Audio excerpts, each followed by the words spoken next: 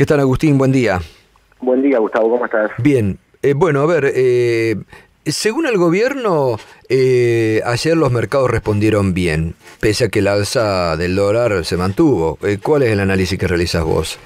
Sí, no, muy preocupante lo del día de ayer, digamos. El gobierno pretende instalar alguna sensación de confianza en un momento donde la perdió completamente, y ayer los mercados marcaron esto.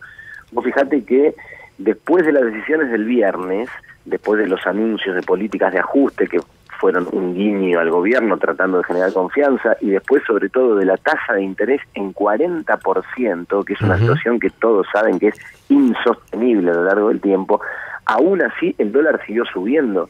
La apuesta fuerte del gobierno era que el día de ayer el dólar bajara para calmar un poquitito los ánimos en esta corrida que viene enfrentando hace días, y sin embargo el dólar siguió subiendo, aún con ventas muy fuertes de parte de los bancos, porque ayer empezó a regir uno de los puntos del comunicado del Banco Central del viernes, que era el hecho de llevar a los bancos a reducir sus tenencias de dólares de un 30% de la posición de liquidez a un 10%. Esto implica que los bancos tengan que deshacerse de aproximadamente, los cálculos del Banco Central hablan de un poco más de 1.500 millones de dólares.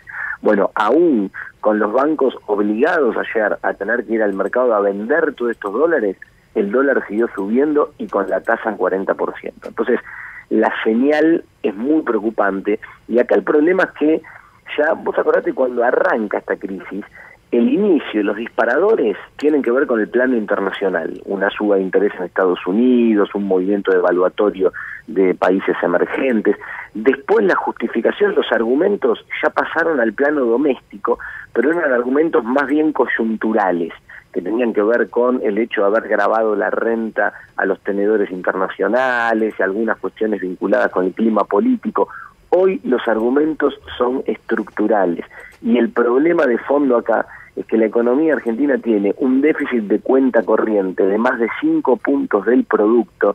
Si vos sumás solo la fuga de capitales y solo la cuenta turismo, los dólares que los argentinos gastan al exterior, ya está rondando los 35.000 millones de dólares por año, y el mercado internacional, producto de la cantidad de deuda que emitió el gobierno durante los últimos 2 años, está saturado y no hay más margen para colocaciones de deuda en el mercado internacional por el crecimiento tan fuerte que tuvo. Entonces, este estrangulamiento de un déficit estructural donde el gobierno no hace absolutamente nada para atenderlo, y el cierre del grifo del financiamiento externo, genera una situación insostenible, y esto es lo que ahora está viendo el mercado, por eso responde y reacciona de esta manera. Ahí la preocupación, si con la tasa de interés en 40%, esta presión sobre el dólar sigue a partir de hoy, como fue ayer y los próximos días, ya no tienen más forma de contenerla, porque el instrumento de la tasa de interés perdió completamente efectividad. Claro, porque pareciera que el viernes pasado se jugaron a todo o nada, poniendo un 40% la tasa de interés, ¿no?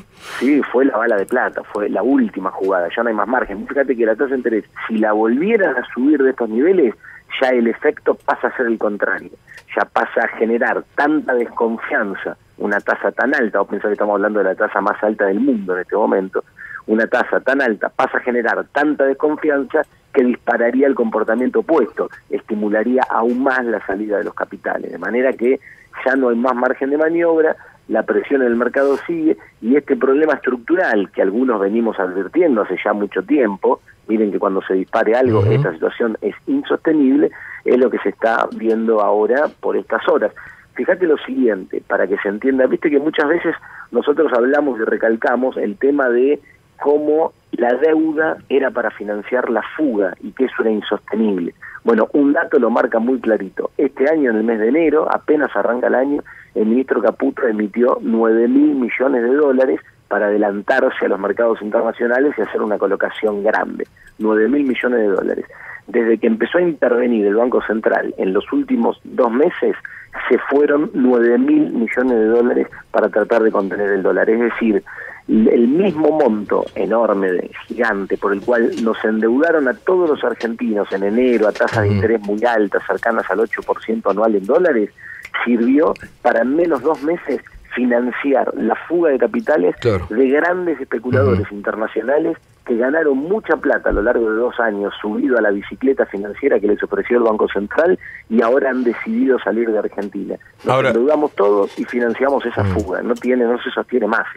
Agustín, ¿qué tal? David Cufre te saluda, buen día. ¿Qué tal, David? Bueno, decís eso, no se sostiene más, digo, y decís el estrangulamiento externo, o sea, no alcanzan los dólares, tenemos más salida de dólares que ingreso de dólares, y bueno, lo compensábamos con deuda, ahora se cortó eso. ¿Cómo termina la película? ¿Con una devaluación todavía más fuerte? Y sí, porque no va a haber forma de contenerlo. Fíjate que el Banco Central, con el nivel de reservas que tiene, no tiene fuerza para seguir interviniendo. Digamos, para poner un ejemplo, el martes que viene vencen casi 700.000 millones de dólares del EVAC. De pesos, ¿no? Más de pesos, que es el equivalente a más de 30.000 millones de dólares, ponele 32.000 millones de dólares, que supera las reservas líquidas del Banco Central.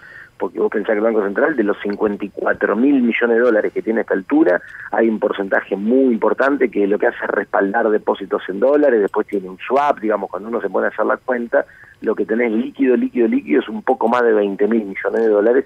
El vencimiento del día martes supera eso en un solo. O sea, estamos jugados a esta batería de la tasa de interés, y si fracasa, bueno, la situación será una suba del dólar más fuerte. Y sí, porque además las herramientas que podría tener el gobierno para trabajar sobre la oferta y la demanda del mercado cambiario no está dispuesto a utilizarlas. Por ejemplo, hoy tenemos una normativa que hace que los exportadores puedan no liquidar sus exportaciones, no tienen ningún plazo, ninguna obligación para hacerlo. Entonces también el ingreso de dólares genuino a la economía es muy bajo. Ahora el gobierno está dispuesto, para controlar la situación cambiaria y el esquema macroeconómico, a dar marcha atrás y empezar a retomar algunas de estas medidas de control sobre los exportadores concentrados, sobre los capitales especulativos. Bueno, pareciera que no, pareciera que profundiza el rumbo, sigue con la idea del camino que viene transitando estos últimos 2 años. Entonces, si el camino es profundizar este sendero, bueno, evidentemente sí, termina mal, termina en un salto evaluatorio más fuerte, con su consecuente traslado a precios, impacto negativo sobre el poder adquisitivo de los salarios, debilitamiento del mercado interno y un esquema en términos económicos muy delicado, con una economía estancada y una inflación en nubes. Gracias, Agustín, que tenga buen día. Gracias a ustedes, buen día. Agustín Datelis, economista, analizando la reacción de los mercados ayer tras las últimas medidas adoptadas por el gobierno. Gustavo Silvestre en Radio 10.